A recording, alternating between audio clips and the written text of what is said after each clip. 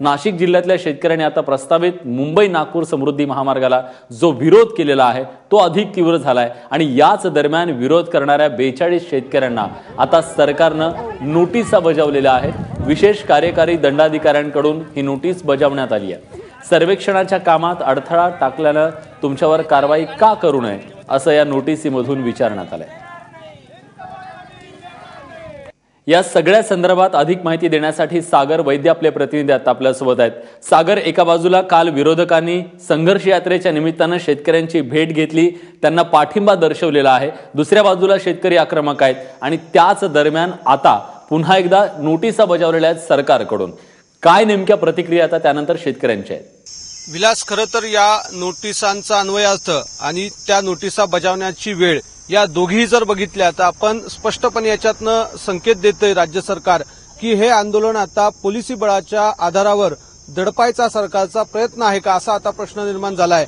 कारण कालच संघर्ष यात्रेच्या निमित्तानं राज्यातले सर्व विरोधी पक्षांचे प्रमुख नेते या गावामध्ये आलेले होते। शिवडेमध्ये समृद्धी महामार्गाची अंत्ययात्रा लोकांनी काढली होती आणि हे नेत्यांची पाठ फिरत नाही, तोच या नोटिसा घेऊन पोलीस जे आहे ते गावात दाखल झाले। विशेष म्हणजे या नोटिसा शेतकऱ्यांनी हातात घेतल्या नाही म्हणून ग्रामपंचायतीच्या फलकावर या 42 नोटीस पोलीस चिटकवून गेलेले आहेत। याचा अर्थ असा आहे की जर ही नोटीस शेतकऱ्यांनी स्वीकारली तर त्यांना समन्स बजावल्यासारखं होईल। त्यामुळे त्यांना एकतर पोलिसांच्या समोर हजर राहून 6 महिने आपण आंदोलन करणार नाही असा बॉन्ड लिहून द्यावा लागेल आणि जर त्यांनी ही नोटीस स्वीकारली नाही तर त्यांना अटक होऊ शकते। म्हणजे दोघेही बाजूने सरकारने या शेतकऱ्यांची कोंडी केलेली आहे। ज्या शेतकऱ्यांच्या जमिनी या समृद्धी महामार्गासाठी घेतल्या जाणार आहेत त्यांचा याला प्रखर विरोध आहे आणि त्याच्यामुळे ते लोक घटनास्थळावर सर्वेक्षण करू देत नाहीये अधिकाऱ्यांना आणि अशा परिस्थितीमध्ये अशा पद्धतीची नोटीस बजावणं म्हणजे इनडायरेक्टली सरकारनं या शेतकऱ्यांच्या भोवतीचा फास जो आहे तो आता आवळायला सुरुवात केली आहे। शेतकरी प्रचंड नाराज आहेत कारण कालही आपण बघितलं की गेले 10 दिवस ज्या पद्धतीचा विरोध या गावामधून होतोय त्यानंतर आता शेतकरी अधिक आक्रमक होत आहे। कायदेशीर पद्धतीनं तर याला उत्तर दिलं जाईलच, परंतु याही पेक्षा तीव्र गतीनं हे आंदोलन आता पुढे नेण्याचा शेतकऱ्यांनी विचार केलाय। त्याच्यामुळे काल जी बैठक समृद्धी महामार्गाची रद्द झाली होती, काल सुद्धा एक बैठक होती जमीन हस्तांतरणाची।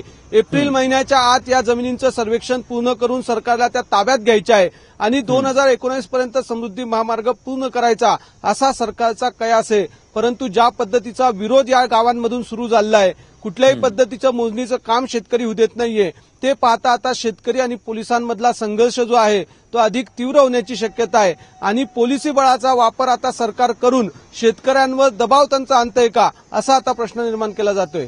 विलास, नक्कीच, तेव्हा हे आंदोलन दडपण्यात सरकार यशस्वी होतं का, शेतकरी त्याला कसं उत्तर देतात हे पाहणं तितकंच महत्त्वाचं आहे। धन्यवाद तुम्ही दिलेल्या सगळ्या सविस्तर माहितीबद्दल।